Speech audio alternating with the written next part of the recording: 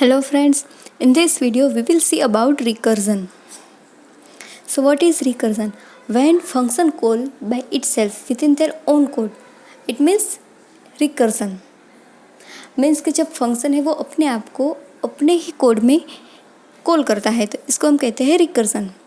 जैसे हम कोई फंक्शन है इसमें कोई दूसरा फंक्शन कॉल करते हैं, वैसे ही कोई फंक्शन है इसमें वो सेम वाला फंक्शन है, वो सेम फंक्शन है इसको हम कॉल करते हैं तो इसको रिकर्सन कहते हैं। तो ये रिकर्सन है वो इसमें डिवाइड एंड कॉन्कर जो मेथड है वो इसको फॉलो किया जाता है।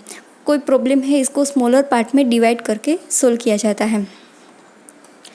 तो ये रिकर्जन का जो प्रॉब्लम है, ये जो रिकर्जन से कोई प्रॉब्लम है वो सोल्व हो सकता है तो इसको हम फॉर लूप से भी सोल्व कर सकते हैं। लेकिन सभी फॉर लूप से सोल्व होने वाला प्रॉब्लम है इसको हम रिकर्जन से सोल्व नहीं कर सकते। इसमें हम कौन से प्रॉब्लम सोल्व कर सकते हैं, जैसे कि tower of Hanoi, in order, pre order, post order, tree traversals और DFS of graph, depth first search. ऐसे जो प्रॉब्लम है इसको हम रिकर्सन से सोल्व कर सकते हैं। तब इसका एग्जांपल देखते हैं। यहाँ पे एक फंक्शन है फैक्टोरियल, इसमें n पैरामीटर है। यहाँ पे फैक्ट एक इंटीजर वेरिएबल है। यहाँ पे कंडीशन चेक की गई है, if n equals 1 then return n, और अदरवाइज ये एल्स पार्ट एग्जीक्यूट होगा। इसमें फैक्ट में जो वैल्यू है वो स्टोर होगी कौन सी, n मल्टीप्लाई फैक्टोरियल n-1। अब ये देखिए, ये फंक्शन सेम नेम का, ये दोनों का नेम है वो सेम है, मीन्स ये फंक्शन में सेम फंक्शन है वो कॉल हुआ है।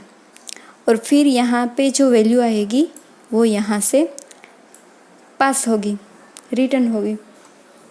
तो इसको हम स्टेप बाय स्टेप समझते हैं। जैसे कि हमने कोई भी प्रोग्राम है इसको हम एग्जीक्यूट करेंगे तो मेन मेथड इसके सबसे पहले कॉल होगी। फिर ये मेन मेथड में हमने फैक्टोरियल जो फंक्शन है वो लिया है। इसमें हमें 5 का फैक्टोरियल फाइंड आउट करना है, इसलिए हम यहाँ से 5 पास करेंगे। तो यहाँ से आएगा फर्स्ट टाइम 5। अब कंडीशन चेक होगी, इफ़ n इक्वल्स 1, n की वैल्यू 1 है नहीं है तो एल्स पार्ट एग्जीक्यूट होगा। अब फैक्ट में वैल्यू स्टोर होगी 5 मल्टीप्लाई n की वैल्यू 5 है और 5 माइनस 1 मीन्स 4। तो ये फैक्टोरियल फिर से फंक्शन है वो फिर से कॉल हुआ। अब n की वैल्यू हो गई 4। ये फंक्शन कॉल हुआ है। यहाँ पे हमने पैरामीटर पास किया है n-1, n की वैल्यू है 5 तो 5-1 इसलिए आया आंसर 4। तो अब ये 4 है यहाँ पे आएगा, यहाँ फिर से ये कंडीशन चेक होगी, n इक्वल्स 1, कंडीशन फॉल्स होगी, एल्स पार्ट एग्जीक्यूट होगा। अब n मल्टीप्लाई फिर से फैक्टोरियल फंक्शन है वो कॉल हुआ। अब n की वैल्यू हो गई 4-1 मीन्स 3। ये देखिए यहाँ पे 4 क्या होगा, ये जो स्टेटमेंट है ये वाला स्टेटमेंट वो क्या ऐसा होगा, 4 मल्टीप्लाई फैक्टोरियल 4-1। अब ये फैक्टोरियल की यहाँ पे जो पैरामीटर है वो होगा और ये फ्लो है वो इधर आएगा, मीन्स इधर आएगा। यहाँ पे फिर से वैल्यू हो गई n की 3। अब 3 के लिए फिर से एल्स पार्ट एग्जीक्यूट होगा। अब 3 मल्टीप्लाई फैक्टोरियल 3-1। अब यहाँ से 2 रिटर्न होगा, सॉरी रिटर्न नहीं होगा, यहाँ से हम पैरामीटर में 2 पास करेंगे और फिर से ये फंक्शन एग्जीक्यूट होगा। अब n की वैल्यू 2 है, फिर से ये एल्स वाला पार्ट है वो एग्जीक्यूट होगा। अब क्या होगा, फैक्टोरियल 2-1। अब ये वैल्यू है क्या आएगी 1, तो ये 1 है वो फिर से ऊपर जाएगी, ऊपर मीन्स यहाँ पे आएगी। अब n की वैल्यू क्या हो गई 1, इसके पहले थी 2। तो अब ये n की वैल्यू 1 है, कंडीशन चेक होगी, n इक्वल्स 1, यस n की वैल्यू 1 है तो रिटर्न क्या होगा n। अब ये n किसको रिटर्न होगा, जो हमने फैक्टोरियल 2 ये वाला फंक्शन कॉल किया था लास्ट में, ये वाला जो फंक्शन है हमने लास्ट में कॉल किया था, तो इसको ये वैल्यू रिटर्न होगी, नहीं कि ये मेन मेथड को। जो फंक्शन लास्ट में कॉल हुआ था इसको ये वैल्यू रिटर्न होगी। तो यहाँ से फैक्टोरियल 2 - 1 ये वाला फंक्शन कॉल हुआ था, तो यहाँ वैल्यू आएगी 1।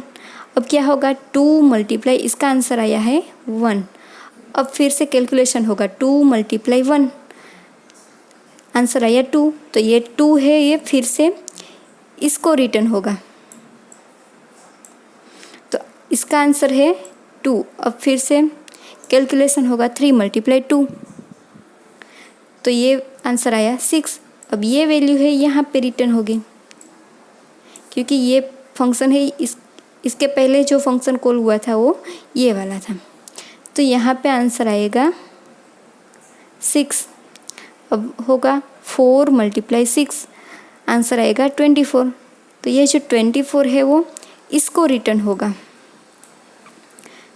तो यहाँ पे होगा 5 × 24, तो आंसर आया है 120।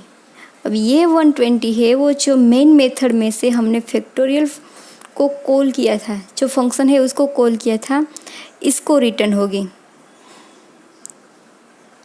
तो यहाँ पे आंसर आएगा 120। मैं इसमें एक बात बता दूँ कि कोई भी फंक्शन जब अपने आप को कॉल करता है तो इसके लिए एक ऐसी इनिशियल कंडीशन होनी चाहिए कि जो वो कोई ऐसा स्टेप होना चाहिए कि जो फंक्शन है उसको एग्जिट कर सके। यहाँ हमने कंडीशन लगाई है n = 1, रिटर्न होगा n। जब हम ये कंडीशन नहीं लगाते तो क्या होगा, ये फैक्टोरियल है वो, ये जो फंक्शन, ये जो स्टेटमेंट है वो कॉल होता ही रहता और कहीं पे भी स्टॉप नहीं होता। तो इसके लिए, इसको स्टॉप करने के लिए एक इनिशियल कंडीशन होनी चाहिए, ऐसा एक स्टेटमेंट होना चाहिए कि जो इस फंक्शन को स्टॉप कर सके। जैसे हम फॉर लूप में कोई कंडीशन लगाते हैं कि जो वो इसको स्टॉप कर सके, इसी तरह इसमें भी ऐसी कुछ एक कंडीशन होनी चाहिए कि जो ये फंक्शन को अपने आप कॉल करने से स्टॉप कर सके।